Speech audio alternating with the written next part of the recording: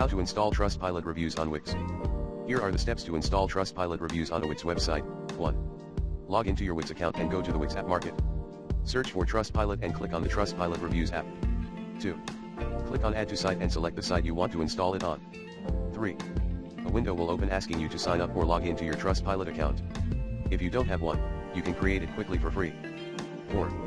Once logged in, the Trustpilot app will ask for permission to connect to your Wix site. Grant the required permissions. 5. Next, it will show a list of all your company profiles on Trustpilot. Select the correct profile you want to display reviews for. 6. Choose if you want to display an inline embed, a sidebar widget, pop-up, or carousel of reviews. Customize any options. 7. When ready, click Add to Site and then install on the next screen. 8. The Trustpilot Reviews app will be installed. You can drag and drop the app anywhere on your Wix pages.